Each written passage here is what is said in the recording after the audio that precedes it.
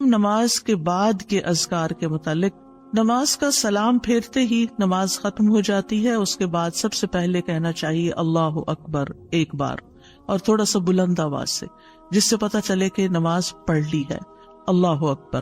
ابن عباس کہتے ہیں میں نبی صلی اللہ علیہ وسلم کی نماز کے مکمل ہونے کو تکبیر کی وجہ سے سمجھ جاتا تھا. یعنی مثلا کوئی نفل پڑھ رہا ہے تو آپ کو نہیں پتہ چلتا کہ پڑھ چکا یا نہیں، لیکن اگر اس نے بلند آواز سے کہہ دیا اللہ اکبر تو پتہ چل گیا کہ ہاں اس کی نماز مکمل ہو گئی ہے. کیوں اللہ اکبر کہیں؟ کہ اللہ ہر چیز سے بڑا. آپ دیکھیں ہم نے نماز کا آغاز کس سے کیا تھا؟ اللہ اکبر سے کیا تھا، اور نماز میں کئی بار ہم نے اللہ اکبر کہا، اور اب نماز کے اختتام پر بھی اللہ اکبر، رمضان کے اختتام پر بھی اللہ اکبر، یعنی اللہ کی تکبیر بیان کرنا.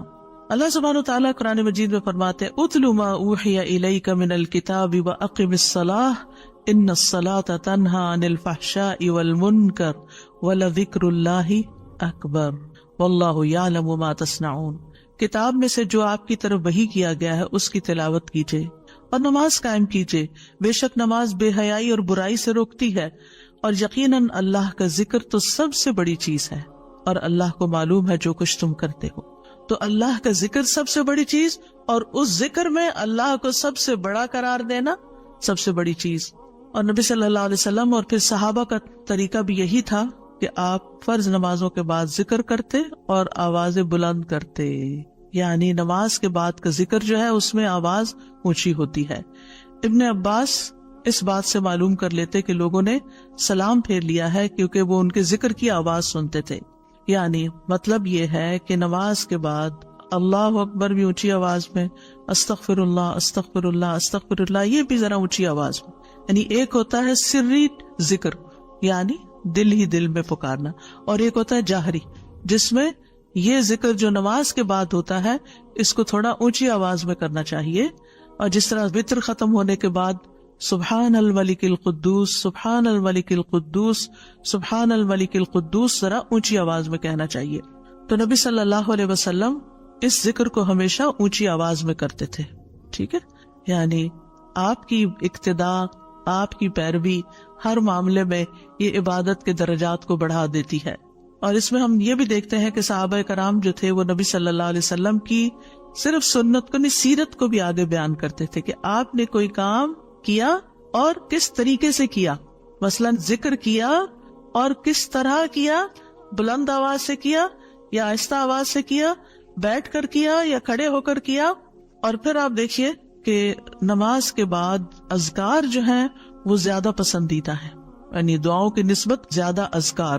ٹھیک ہے، اور پھر اسی طرح آپ دیکھیے کہ دوسرا ذکر جو آپ کریں گے وہ ہے استغفر اللہ 3 بار، استغفر اللہ استغفر اللہ. صوبان کہتے ہیں رسول اللہ صلی اللہ علیہ وسلم جب اپنی نماز سے فارغ ہوتے تھے تو 3 مرتبہ استغفار فرماتے تھے، 3 بار استغفار کرتے. ولید کہتے ہیں میں نے اوزائی سے پوچھا آپ استغفار کس طرح فرمایا کرتے تھے؟ تو انہوں نے کہا آپ فرماتے تھے استغفر اللہ استغفر اللہ. اب نماز پڑھ لی ہے، استغفر اللہ کیوں؟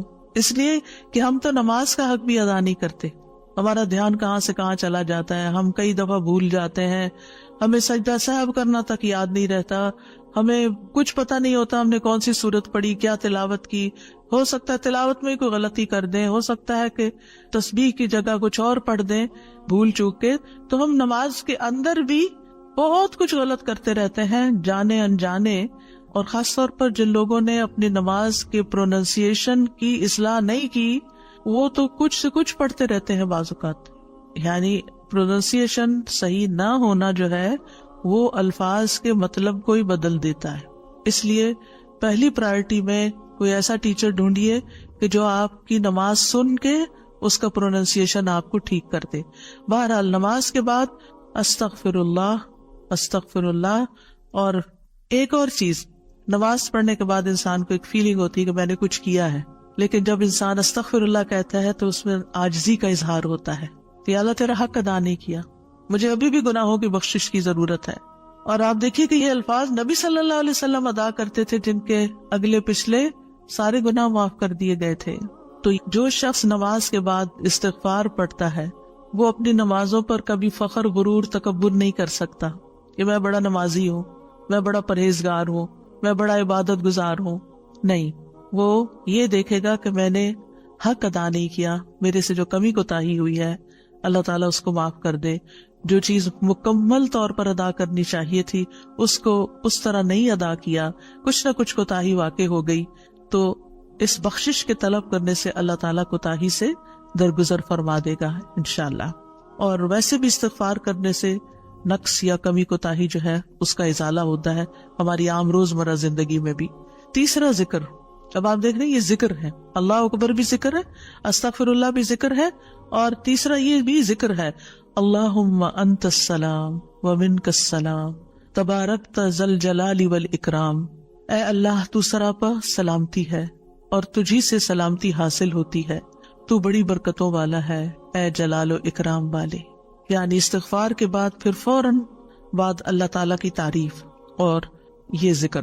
السلام جو ہے یہ اللہ تعالیٰ کے ناموں میں سے ایک نام ہے، جس کا مطلب یہ ہے کہ اللہ تعالیٰ ہر طرح کی آفات سے، عیبوں سے، ہر طرح کے نقص سے سلامت ہے. کوئی چیز اس کو نقصان نہیں دے سکتی، نہ لوگوں کی باتیں جو اللہ تعالیٰ کے خلاف کرتے ہیں، یا لوگوں کے گمان، یا لوگوں کی نافرمانیاں اور گناہ اور عبادت نہ کرنا، اللہ کا حکم نہ ماننا. اللہ تعالیٰ کو کوئی چیز نقصان نہیں دیتی، وہ سلامت ہے، اس کو کسی کی ضرورت ہی نہیں ہے. یہ جو کچھ ہم کرتے ہیں، ذکر ہو، عبادت ہو، یہ اپنے ہی فائدے کے لیے کرتے ہیں، اللہ تعالیٰ پر کچھ احسان نہیں ہے. تو ہم یہ کہتے ہیں اللہم انت السلام، کہ اللہ تعالیٰ آپ سراسر سلامتی ہیں اور آپ کا ہر فعل جو ہے وہ ظلم سے سلامت ہے، پاک ہے، ہر شر سے پاک ہے. آپ کی تقدیر، آپ کے فیصلے، ہر چیز سلامتی پر مبنی ہے. وَمِنْكَ السَّلَامُ، سلامتی تیری ہی طرف سے آتی ہے، یعنی تو ہی سلامتی دیتا ہے یا تو ہی سلامتی کو روک لیتا ہے. سلامتی کا مالک بھی تو ہی ہے، تو سلامت رکھے تو ہم سلامت ہیں. تو یہ تعلق اللہ تعالیٰ سے انسان اپنا ظاہر کرتا ہے کہ انسان اپنے رب کے بارے میں کیا سمجھتا ہے. تبارکتا، تبارکتا کا لفظ برکت سے ہے، جس کا مطلب ہوتا ہے کثرت سے کسی چیز کا بڑھنا اور قائم رہنا، یعنی تیری خیرات و برکات بہت زیادہ ہیں. ذل جلال والاکرام، اے عزت اور جلال والے. جلال کا مطلب ہے عظمت، بڑائی، اور اکرام کا مطلب ہے احسان.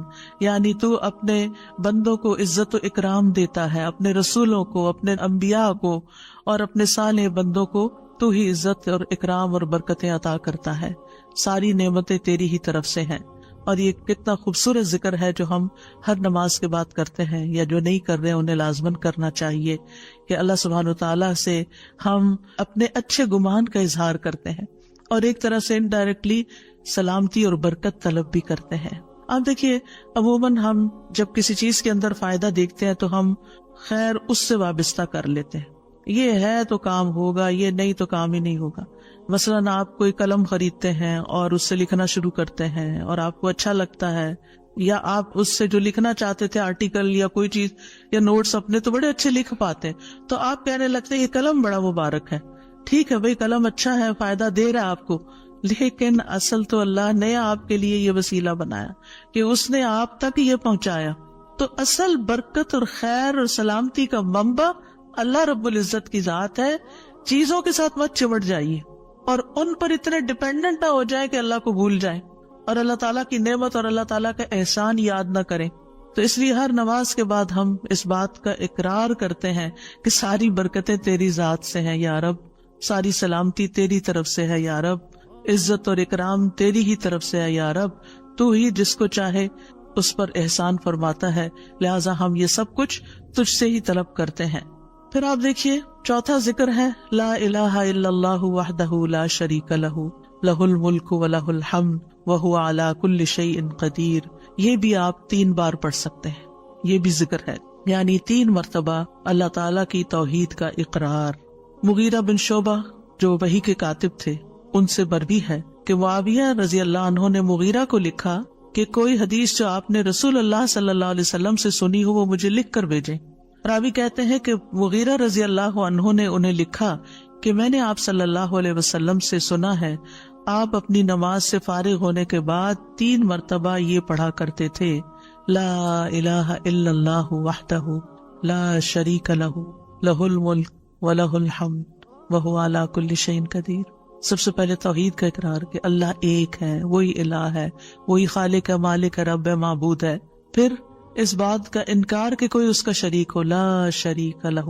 اور پھر لہ الملک، بادشاہت بھی اسی کی ہے، معبود بھی وہی ہے، بادشاہ بھی وہی ہے، اور ایسا بادشاہ ہے وَلَهُ الْحَمْدُ کہ اس کی تعریف ہے. دنیا کے بادشاہوں کا حشر ہوتا دیکھا ہے آپ نے، ان کے ساتھ کیا کیا جاتا ہے، لیکن اللہ سبحانہ وتعالیٰ کی بادشاہت پر کوئی آنچ نہیں آتی، کوئی اس کو ہلا نہیں سکتا، کوئی اس کو نقصان نہیں دے سکتا، کوئی اس پر باتیں نہیں بنا سکتا، کوئی اس کا نقص نہیں نکال سکتا کہ اللہ تعالیٰ نے آسمان میں یہ کیا چیز بنا دی، زمین میں کیا بنا دی. نہیں، وَلَهُ الْحَمْدُ، اسی کی ہے تعریف. یعنی ایسا بادشاہ کہ جو قابل تعریف ہے، اور ایسا بادشاہ کہ وَهُوَ عَلَى كُلِّ شَيْءٍ قَدِيرٌ. دنیا کے بادشاہ انتہائی بے بس لاچار ہوتے ہیں، ان کے ہاتھ میں کچھ نہیں ہوتا، وہ انسانوں کے محتاج ہوتے ہیں، انسانوں کی خدمت کے، انسانوں کی مدد کے، انسانوں کے مال کے محتاج ہوتے ہیں. یہ بادشاہت کیا بادشاہت ہے جس کی ساری ڈیپینڈنسی لوگوں کے اوپر ہے. تو اصل بادشاہت تو اللہ کی ہے کہ جو ہر چیز پر پوری قدرت رکھتا ہے. تو آپ اس احساس کے ساتھ اگر اللہ تعالیٰ کا یہ ذکر کرتے ہیں تو آپ کا دل ایک سکون سے بھر جائے گا، ایک خوشی سے بھر جائے گا کہ میں ایسی ہستی کو جانتی ہوں، ایسی ذات کو جانتی ہوں کہ جو اتنی خوبیوں کے مالک ہے. کیونکہ یہ انسان کی فطرت میں ہے، انسان کی نفسیات میں ہے کہ وہ کسی چیز کی تعریف کر کے خوش ہوتا ہے، اور عام طور پر ہم صرف سامنے نظر آنے والی چیزوں کی تعریف کر کر کے خوش ہوتے رہتے ہیں، اور تھوڑے دن کے بعد وہ بھی خراب ہو جاتی، وہ تعریف بھی ساتھ ہی چلی جاتی ہے. انسان ہے تو مر جاتے ہیں، ان کے اعمال ہے تو ختم ہو جاتے ہیں، اور کبھی وہ اچھے ہوتے ہیں اور پلٹ بھی جاتے ہیں. وہ کہاں گئی تعریفیں؟ جوان ہے تو بڑھاپے میں ساری تعریفیں چلی گئی، مالدار تھے تو غریب ہوئے تو ساری تعریفیں چلی گئی. اسی طرح علم ہے اور جنون لاحق ہو گیا تو ساری تعریفیں چلی گئی، سب کچھ الٹ گیا. اور دنیا کے یہ سارے نظارے آپ نے دیکھے ہوں گے کہ جب ہر نعمت لوگوں پر الٹ جاتی. اسی لیے ہم دعا کرتے ہیں نا کہ اللہم انی اعوذ بک من زوال نعمتک، کہ اللہ نعمتوں کے زوال سے بچانا. یہ انتہائی تکلیف دہ چیز ہے، لیکن یہ ایک دنیا کا قانون ہے، یہ سب کچھ ہوتا ہے اور ہماری آنکھیں دیکھتی ہیں. لیکن اللہ سبحانہ و تعالی ان سب چیزوں سے پاک ہے، اس کو کوئی زوال نہیں اور اس کا کوئی کچھ بگاڑ نہیں سکتا، اور وہ ہر چیز پر پوری طرح قادر ہے، جو چاہے کر سکتا ہے، اور تعریف اسی کے لیے ہے. پانچواں ذکر، لا الہ الا اللہ وحدہ لا شریک لہ لہ الملک ولہ الحمد وہو علی کل شیء قدیر. اللہم لا مانع لما اعطیت ولا معطی لما منعت ولا ينفع ذا الجد منک الجد. اللہ کے سوا کوئی الہ نہیں، وہ اکیلا ہے، اس کا کوئی شریک نہیں، بادشاہت اسی کی ہے اور تمام تعریف اسی کے لیے ہے، اور وہ ہر چیز پر پوری طرح قدرت رکھنے والا ہے. اے اللہ، جو کچھ تو نے دیا ہے اسے کوئی روکنے والا نہیں، اور جو کچھ تو نے روک دیا اسے کوئی دینے والا نہیں، اور کسی مالدار کو تیری بارگاہ میں اس کا مال نفع نہیں پہنچا سکتا. ابتدا میں تو وہی اللہ کی توحید بیان ہوئی، اس کی بادشاہت اور اس کی حمد کا ذکر ہے اور اس کی قدرت کا ذکر ہے، اور اس کے بعد کہ جو اللہ نے دیا، جو وہ دینا چاہتا ہے اسے کوئی روک نہیں سکتا. یہاں بھی آپ دیکھیں، مانگ کچھ نہیں رہی، یہ ذکر ہے، یہ دعا نہیں، یہ کیا ہے؟ ذکر ہے. اور جو کچھ تو نے روک دیا کوئی دے ہی نہیں سکتا، اور سارے ہی مالدار فقیر ہیں، اور خاص طور پر تیرے سامنے فقیر ہیں. یا ایھا الناس انتم الفقراء الی اللہ واللہ هو الغنی الحمید. اے لوگو، تم سب اللہ کے فقیر ہو، اللہ کے محتاج ہو، اور اللہ ہی غنی، مالدار اور وہی قابل تعریف ہے. واللہ هو الغنی الحمید. ٹھیک ہے. نبی صلی اللہ علیہ وسلم جب سلام پھیرتے تھے تو یہ دعا پڑھا کرتے تھے یا یہ ذکر کیا کرتے تھے. اور اس میں آپ دیکھیے کہ یہ جو عقیدہ ہے نا کہ اللہ روکے تو کوئی دے نہیں سکتا، یہ انسان کو بڑا اطمینان دے دیتا ہے. اگر کوئی چیز، کوئی خیر آپ کی طرف آنے سے رکی ہوئی ہے تو وہ اللہ ہی نے روکی ہوئی ہے، آپ پر رحمت کی وجہ سے. بدگمان نہ ہو اس سے، کسی وجہ سے رکی ہوئی ہے. آپ کسی کی کوئی اچھی چیز دیکھتے ہیں، کسی کا مینشن دیکھتے ہیں تو سوچتے ہیں کتنا خوش قسمت ہے، کتنے بڑے گھر میں رہتا ہے. کسی کے پاس فراری دیکھتے ہیں تو آپ کہتے ہیں واہ کتنا خوش قسمت ہے. لیکن آپ کو نہیں پتا کہ یہی چیزیں اس کے لیے کتنی بڑی آزمائش بنی ہوئی ہیں، آپ نہیں جانتے. اور اگر اللہ نے آپ کو نہیں دی تو آپ کو بہت سے شر سے محفوظ رکھا. تو اللہ کا روکنا بھی خیر کا باعث ہوتا ہے. یہ سبق پکا کر لیں کہ جب اللہ تعالیٰ کوئی چیز نہیں دیتا یا دیر سے دیتا ہے یا روک لیتا ہے اور کوئی چارہ نہیں ہوتا. آپ کہتے ہیں میری کوئی دعا قبول نہیں ہو رہی, میرا کوئی طریقہ کام نہیں آ رہا, تو اس میں بھی کوئی خیر ہوتی ہے, کیونکہ جو اللہ نے مقدر میں لکھا ہے وہ پہنچ کے رہے گا. کوئی روک نہیں سکتا جو تو دے, اور کوئی دے نہیں سکتا جو تو روک لے. اور جسے اللہ نے آپ کے مقدر میں لکھا ہے وہ آپ تک آئے گا ہی آئے گا. سورۃ فاطر میں اللہ تعالیٰ فرماتے ہیں ما یفتح اللہ للناس من رحمت فلا ممسک لها وما یمسک فلا مرسل له من بعدہ وہو العزیز الحکیم. جو کچھ اللہ لوگوں کے لیے رحمت میں سے کھول دے اسے کوئی بند کرنے والا نہیں, اور جو وہ بند کر دے اس کے بعد اسے کوئی کھولنے والا نہیں. حدیث میں آتا ہے ما اصابک لم یکن لیخطئک وان ما اخطأک لم یکن لیصیبک. جو کچھ تمہیں پہنچا وہ تم سے خطا ہونے والا نہیں تھا, اور جو نہیں ملا وہ ہرگز ملنے والا نہیں تھا. قرآن مجید میں سورۃ الرعد میں اللہ تعالیٰ فرماتے ہیں وَإِذَا أَرَادَ اللَّهُ بِقَوْمٍ سُوءًا فَلَا مَرَدَّ لَهُ. جب اللہ کسی قوم کے ساتھ برائی کا ارادہ کر لیتا ہے تو اس کو کوئی پھیرنے والا نہیں, کوئی سپر پاور اس ملک کی مدد نہیں کر سکتی اگر اللہ نے اس کے لیے جنگ کا فتنہ یا کسی اور طرح کی کوئی آزمائش لکھی ہے. یہ اللہ کے فیصلے ہوتے ہیں, یا اللہ نے کسی قوم کو تباہ کرنے کا فیصلہ کر لیا ہو تو کوئی اس کو روک نہیں سکتا. لہٰذا ہمیں اللہ پر ہی بھروسہ کرنا چاہیے, اور ہر حال میں ایسی پریشان کن باتوں پر اللہ تعالیٰ ہی کی طرف رجوع کر لینا چاہیے. یاد رکھیے اگر کوئی چیز نہیں ملی تو اللہ تعالیٰ کو الزام مت دیں, اللہ تعالیٰ سے ناراض نہیں ہو, اللہ تعالیٰ سے بدظن نہیں ہو. یہ روکنا اس کی رحمت ہے. انسان اگر ان دو جملوں پر ایمان لے آئے تو پھر اس کا مکمل بھروسہ اللہ کی ذات پر ہو جائے گا.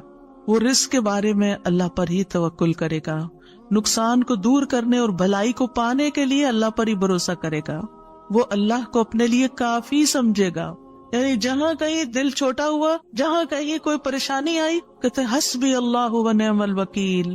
اللہ کار ساز یعنی کام بنانے والا اللہ ہی میرے لیے کافی ہے, وہ میرا کام بنائے گا, وہ میری مشکل آسان کرے گا. تو یہ توحید ربوبیت اور الوہیت پر مشتمل جملے ہیں.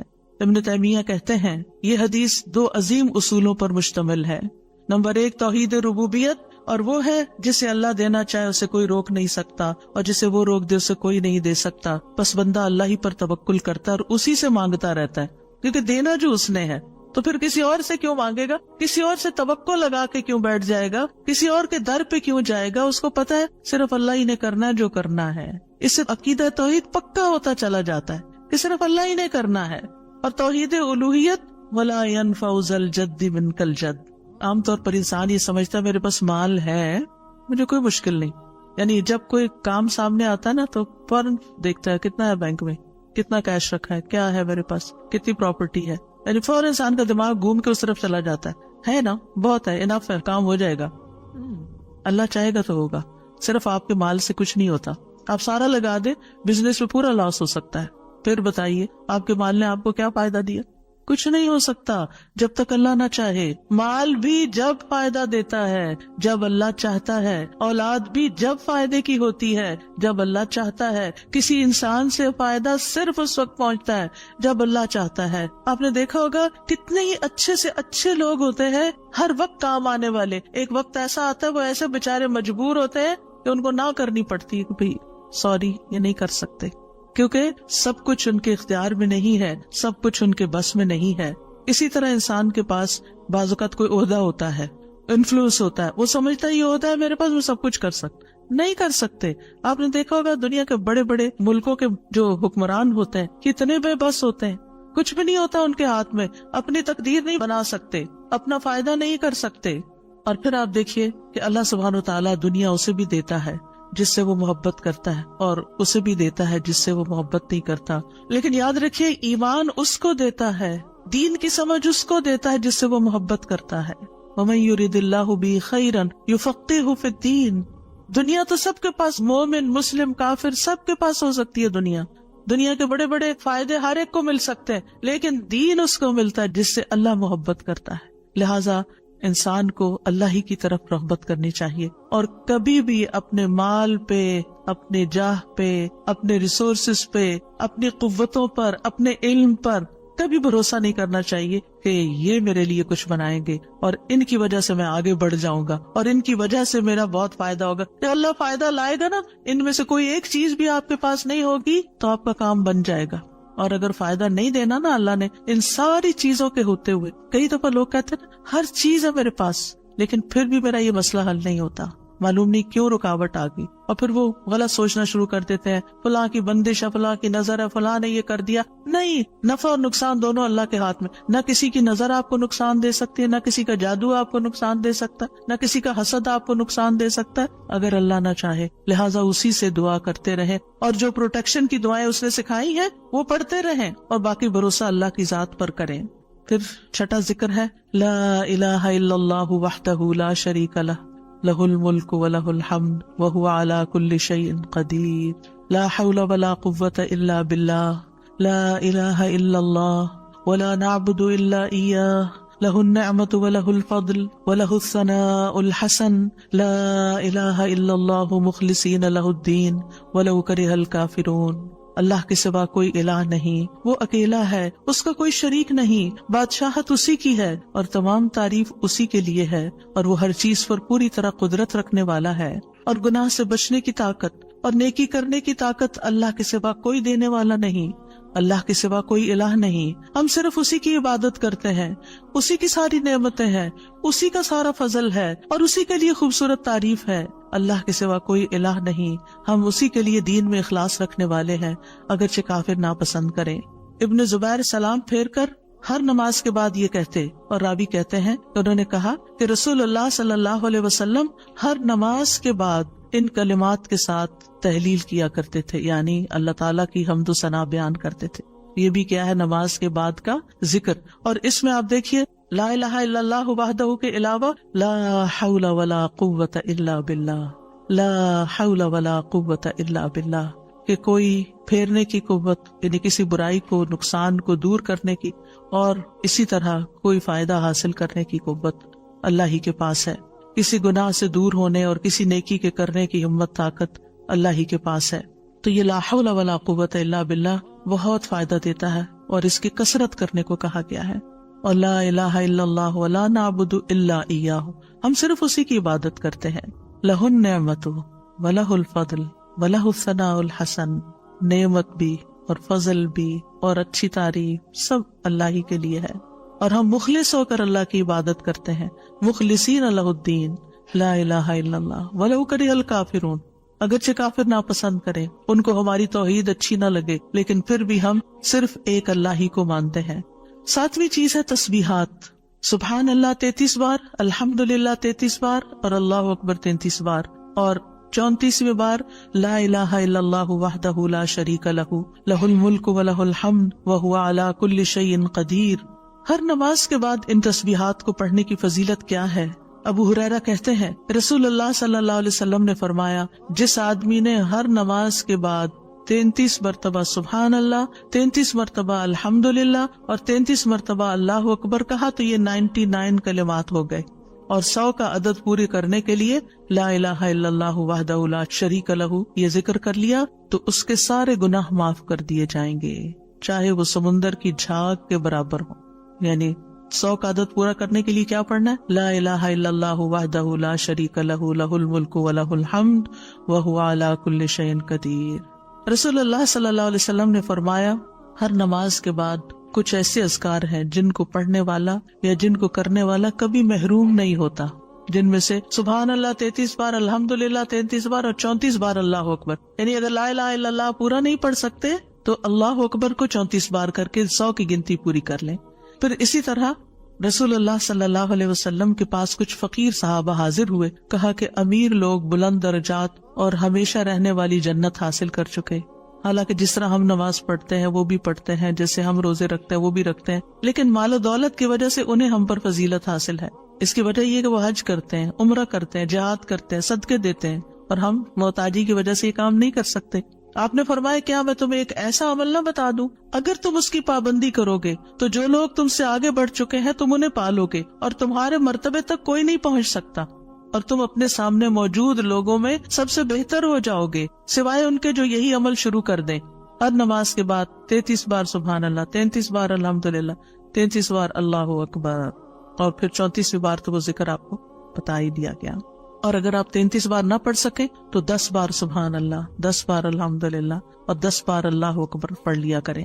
یعنی اگر جلدی ہے تو پھر 10 بار بھی پڑھ سکتے ہیں۔ نبی صلی اللہ علیہ وسلم نے فرمایا 2 عمل ایسے ہیں اگر کوئی مسلمان بندہ ان کی پابندی کر لے تو جنت میں داخل ہوگا، اور وہ بہت آسان ہے مگر ان پر عمل کرنے والے بڑے کم ہیں۔ وہ کیا ہیں؟ ہر نماز کے بعد 10 بار سبحان اللہ، 10 بار الحمدللہ، 10 بار اللہ اکبر۔ فرمایا زبان کی ادائیگی کے اعتبار سے تو 150 بار ہیں، یعنی 5 نمازوں میں 10 بار، اور ترازو میں 1500 ہوں گے۔ اور جب سونے لگے تو 34 بار اللہ اکبر، 33 بار الحمدللہ اور 33 بار سبحان اللہ کہے۔ زبانی طور پر تو یہ 100 ہے مگر میزان میں یہ تسبیحات 1000 ہوں گی۔ اور وہ کہتے ہیں یقیناً میں نے رسول اللہ صلی اللہ علیہ وسلم کو دیکھا، آپ انہیں اپنے ہاتھ سے شمار کرتے تھے۔ اور پھر کہتے ہیں دائیں ہاتھ سے تو کرنے کا طریقہ کیا ہے؟ 3 دفعہ اوپر کو جائیے سبحان اللہ سبحان اللہ سبحان اللہ، اور 3 دفعہ نیچے کو آ جائیے سبحان اللہ سبحان اللہ سبحان اللہ۔ ایک انگلی پہ 6 بار ہو گیا، تو آپ کی 5 انگلیاں تو 5 کو 6 دفعہ ضرب دیں تو کیا ہوتا ہے؟ 30، اور 3 دفعہ اور پڑھ لیں، اور اگر 34 ہے تو ایک اور پڑھ لیں۔ تو اس طرح ایک ہی ہاتھ پر، دائیں ہاتھ پر یہ تسبیحات آسانی سے پڑھی جا سکتی ہیں، کیونکہ ہاتھ سے تسبیح کرنا زیادہ پسندیدہ ہے۔ حضرت عبداللہ بن عمر کہتے ہیں میں نے رسول اللہ صلی اللہ علیہ وسلم کو دیکھا، آپ داہنے ہاتھ کی انگلیوں پر تسبیح کو شمار کرتے تھے، اور آپ نے صحابیات کو حکم دیا تھا کہ وہ اللہ کی تکبیر، تقدیس، تحلیل کی پابندی اختیار کریں اور اپنی انگلیوں پر شمار کریں، کیونکہ ان سے سوال ہوگا اور یہ بلوائی جائیں گی، قیامت کے دن ہاتھ بولیں گے۔ تو اگر ان پہ تسبیح آپ پڑھتے ہیں تو یہ بول کے بتائیں گے ہم تو اللہ کا ذکر کرتے رہے۔ 8ویں چیز ہے آیت الکرسی۔ اللہ لا الہ الا هو الحی القیوم لا تأخذہ سنۃ ولا نوم لہ ما فی السماوات وما فی الارض من ذا الذی یشفع عنده الا بإذنہ يعلم ما بين أيديهم وما خلفهم ولا يحيطون بشيء من علمه إلا بما شاء وسع كرسيه السماوات والأرض ولا يؤوده حفظهما وهو العلي العظيم۔ پورا اللہ کا تعارف ہے۔ اللہ وہ ہے کہ اس کے سوا کوئی معبود نہیں، وہ زندہ ہے، ہر چیز کو قائم رکھنے والا ہے، نہ اسے کچھ اونگ پکڑتی ہے اور نہ کوئی نیند، اسی کا ہے جو کچھ آسمانوں میں ہے اور جو کچھ زمین میں ہے۔ کون ہے جو اس کے پاس اس کی اجازت کے بغیر سفارش کرے؟ وہ جانتا ہے جو کچھ ان کے سامنے اور جو کچھ ان کے پیچھے ہے، اور وہ اس کے علم میں سے کسی چیز کا احاطہ نہیں کر سکتے مگر جتنا وہ چاہے۔ اس کی کرسی آسمانوں اور زمین کو سمائے ہوئے ہے، اور اسے ان دونوں کی حفاظت یعنی آسمان و زمین کی حفاظت تھکاتی نہیں، اور وہی سب سے بلند، سب سے بڑا ہے۔ ہر نماز کے بعد آیت الکرسی پڑھنے کی فضیلت یہ ہے کہ جو شخص نماز کے بعد اس کو پڑھ لیتا ہے اور اس نماز کے بعد اس کی ڈیتھ ہو جاتی ہے تو فرمایا اس کو موت کے علاوہ کوئی چیز جنت میں جانے سے نہیں روک سکتی، مر گیا تو سیدھا جنت میں۔ یہ قرآن مجید کی سب سے افضل آیت ہے۔ ابو ذر غفاری کہتے ہیں میں مسجد حرام میں داخل ہوا اور رسول اللہ صلی اللہ علیہ وسلم کو اکیلے دیکھ کر آپ کے پاس آ کے بیٹھ گیا۔ میں نے کہا یا رسول اللہ صلی اللہ علیہ وسلم کون سی آیت افضل ہے جو آپ پہ نازل ہوئی؟ آپ نے فرمایا آیت الکرسی۔ کرسی کے مقابلے میں 7 آسمان اس طرح ہیں جیسے بیابان زمین میں کوئی چھلا گرا پڑا ہو، اور پھر کرسی کے مقابلے میں عرش کا حجم اتنا ہے جیسے اس چھلے کے مقابلے میں بیابان کا وجود۔ اور یہ قرآن مجید کی سب سے عظیم آیت بھی ہے۔ ابی ابن کعب سے روایت ہے ایک مرتبہ نبی صلی اللہ علیہ وسلم نے ان سے پوچھا اللہ کی کتاب میں سب سے عظیم آیت کون سی ہے؟ انہوں نے کہا اللہ اور اس کا رسول ہی زیادہ جانتے ہیں۔ آپ نے یہ سوال کئی مرتبہ دہرایا تو ابی ابن کعب نے کہا آیت الکرسی۔ یہ سن کر آپ نے فرمایا ابو المنذر تمہیں تمہارا علم مبارک ہو، اس ذات کی قسم جس کے ہاتھ میں میری جان ہے، عرش کے پائے کے پاس یہ اللہ بادشاہ کی پاکیزگی بیان کرتی ہوگی، اس کی ایک زبان اور 2 ہونٹ ہوں گے، یعنی جو لوگ اس پڑھیں گے وہ ان کے حق میں ایک طرح سے گواہ ہوگی۔ 9ویں چیز جو نماز کے بعد پڑھنی چاہیے وہ ہے معوذات، سورۃ الاخلاص، سورۃ الفلق، سورۃ الناس۔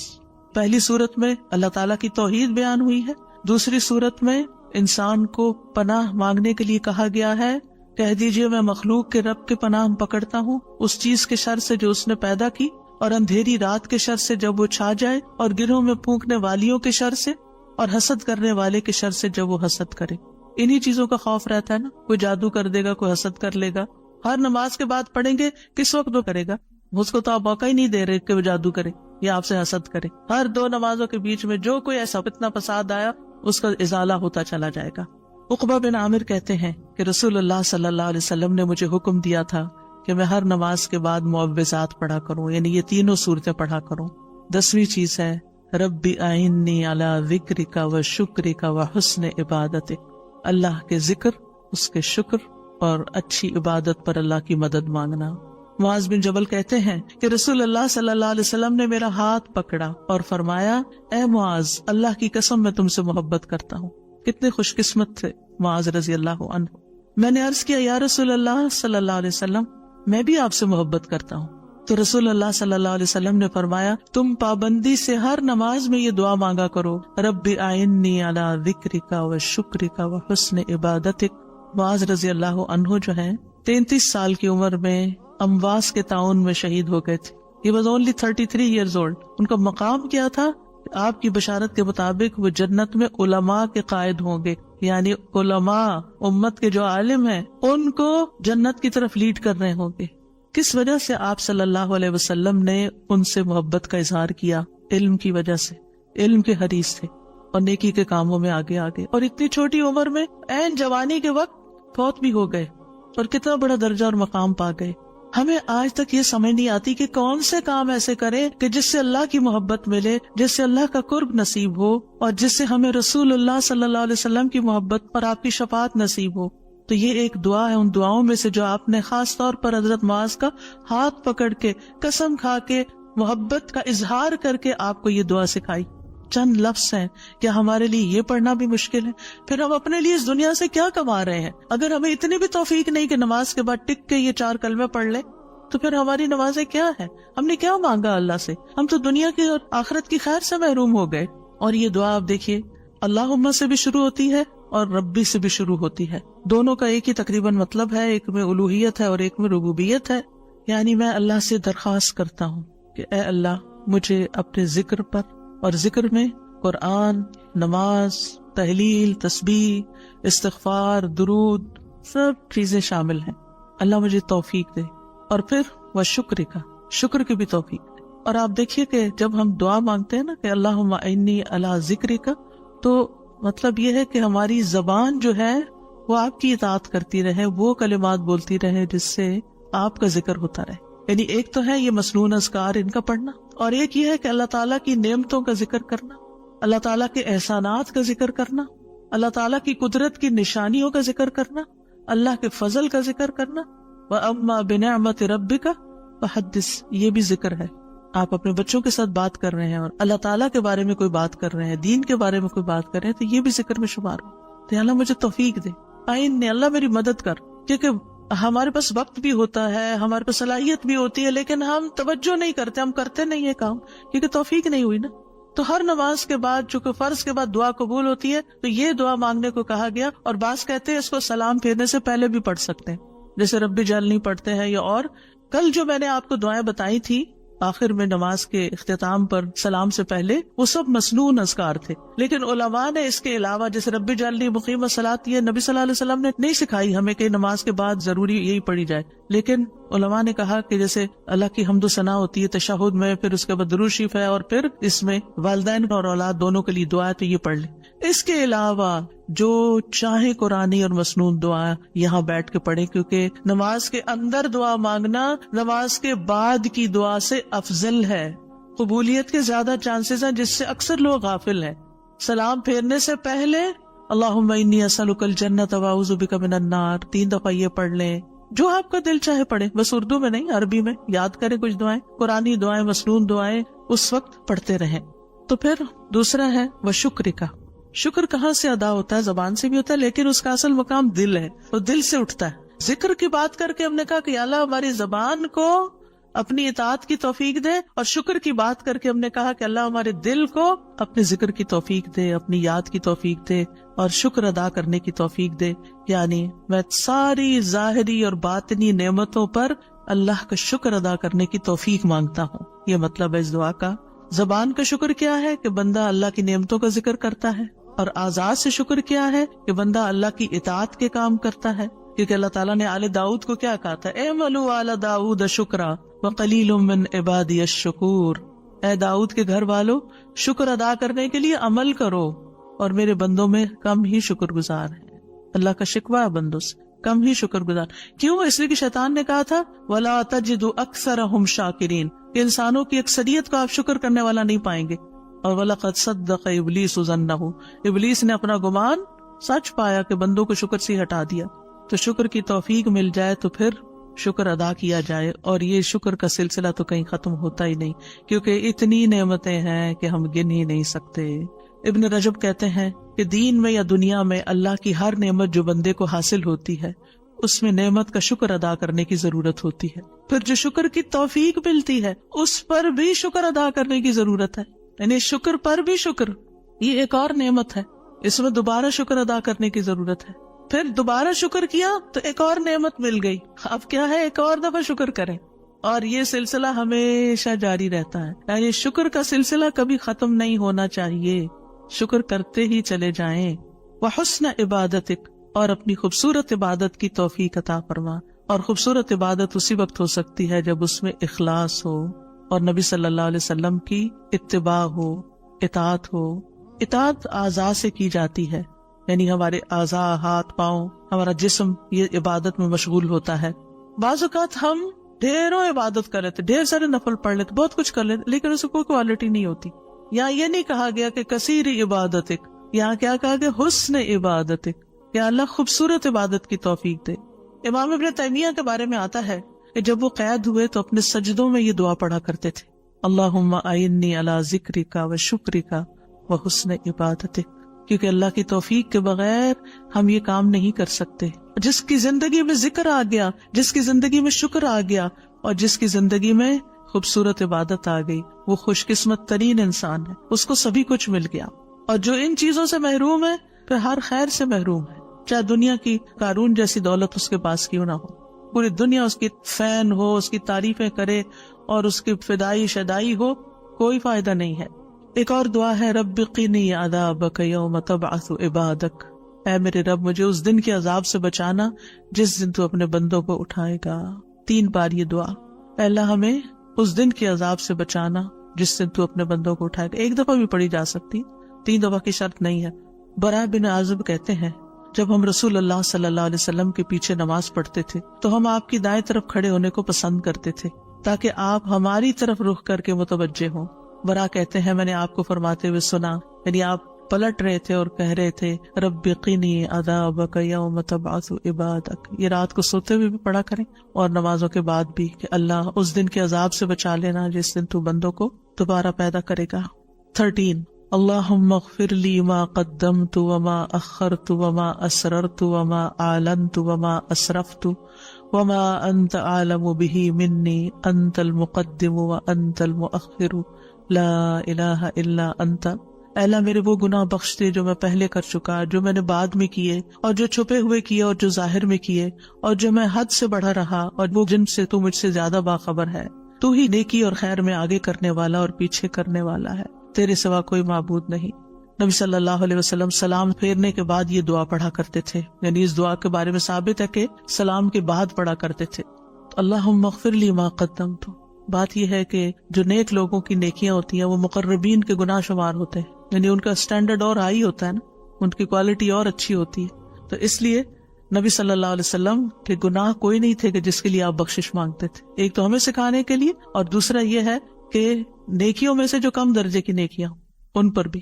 وما اخرت، اور جو عبادت مجھ سے تاخیر ہوئی، کوتاہی ہوئی، جو میں نے لیٹ کی، جس کا حق ادا نہیں کیا. وما اسررت، جو میں نے چھپایا، جو میرے دل میں وسوسے اور خیالات آئے. بعض اوقات نماز کے اندر وسوسے آنا شروع ہو جاتے ہیں، تو یا اللہ تو اس کو بھی معاف کر دے. وما اعلنت، اور جو میں نے ظاہراً کیے، یعنی وہ اقوال افعال جو سب کے سامنے، لوگوں کے سامنے کوئی بری مثال پیش کی.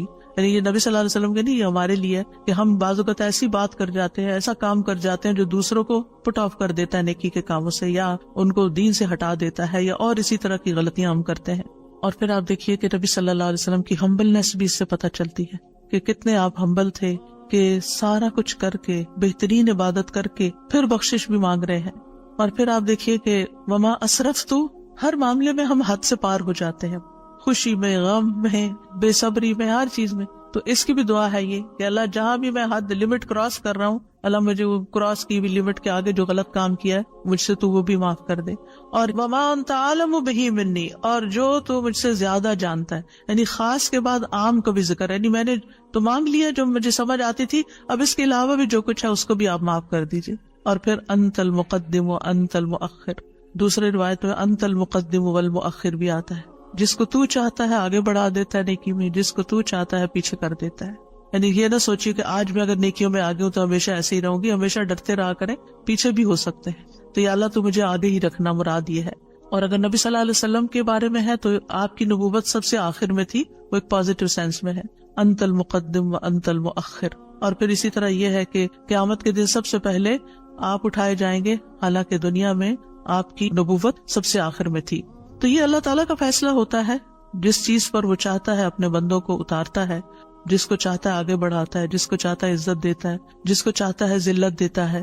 اور بندوں کے ایک دوسرے پر درجات ہیں.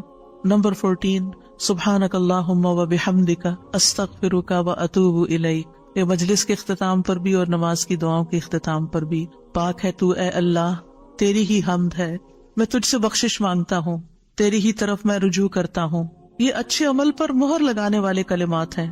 حضرت عائشہ سے روایت ہے کہ رسول اللہ صلی اللہ علیہ وسلم جب کسی مجلس میں بیٹھتے یا نماز پڑھتے یا کچھ کلمات پڑھتے، حضرت عائشہ نے ان کے بارے میں پوچھا تو آپ نے فرمایا اگر کسی شخص نے اس مجلس میں اچھی باتیں کی ہوں گی تو یہ کلمات قیامت تک ان باتوں کے لیے مہر بن جائیں گے، اور اگر اس نے اس مجلس میں کوئی فضول بات کی ہے تو یہ اس کے لیے کفارہ بن جائیں گے. اور اس کے دیگر روایات بھی ہیں، یعنی دیگر طرق بھی ہیں اس دعا کے. اور پھر ایک اور دعا، رب اغفر لی وتب علی انک انت التواب الغفور. اے اللہ تو مجھے بخش دے اور میری توبہ قبول کر، بے شک تو بہت توبہ قبول کرنے والا، بہت بخشش فرمانے والا ہے. فجر اور مغرب کی نماز کے بعد کا خاص ذکر لا الہ الا اللہ وحدہ لا شریک لہ لہ الملک ولہ الحمد یحیی ویمیت وہو علی کل شیء قدیر. اللہ کے سوا کوئی الہ نہیں، وہ اکیلا ہے، اس کا کوئی شریک نہیں، بادشاہت اسی کی ہے، تمام تعریف اسی کے لیے ہے، اور وہ ہر چیز پر پوری قدرت رکھنے والا ہے. اور سلام کے بعد تشہد کی حالت میں اگر آپ بیٹھے بیٹھے یہ ذکر کرتے ہیں، یعنی مصلی سے اٹھنے سے پہلے یہ ذکر کرتے ہیں، تو نبی صلی اللہ علیہ وسلم نے فرمایا جس نے نماز مغرب اور صبح کی نماز کے بعد اتحیات میں اٹھنے سے پہلے اپنی ٹانگ کو دوہرا کیے ہوئے، یعنی جس پوزیشن میں آپ بیٹھے اسی پوزیشن میں بیٹھے بیٹھے 10 بار یہ ذکر کیا، اللہ تعالیٰ اس کے لیے 10 نیکیاں لکھ لیتا ہے، 10 گناہ اس سے دور کر دیتا ہے، 10 درجے اس کے بلند کر دیتا ہے. اس کے لیے ہر بری چیز سے حفاظت، شیطان مردود سے پناہ دینے والے یہ کلمات ہوتے ہیں. کوئی گناہ سوائے شرک کے اس کو نہیں پہنچتا، اور یہ اس روز عمل میں سب لوگوں سے افضل ہوتا ہے. یعنی صبح کے وقت اگر کوئی یہ پڑھ کے اٹھتا ہے مصلی سے تو یہ سب لوگوں سے افضل ہوتا ہے، سوائے اس شخص کے جس نے اس کے برابر یا اس سے زیادہ ان کلمات کو پڑھا ہو. اور ایک اور روایت میں ہے جو یہ 10 مرتبہ مغرب کے بعد پڑھے گا، اللہ اس کی حفاظت کے لیے اسلحہ بردار فرشتے بھیجے گا جو اس کی صبح تک شیطان سے حفاظت کریں گے. اللہ تعالیٰ سے دعا ہے کہ اللہ تعالیٰ ہمارے اعمال کو قبول کرے اور ہمیں اس ذکر کی توفیق دے. میں یہ پڑھتے ہوئے سوچ رہی تھی کہ جو شخص یہ ساری دعائیں پڑھے نماز کے بعد، اس کے پاس فضول کام کرنے کا کون سا وقت باقی بچے گا.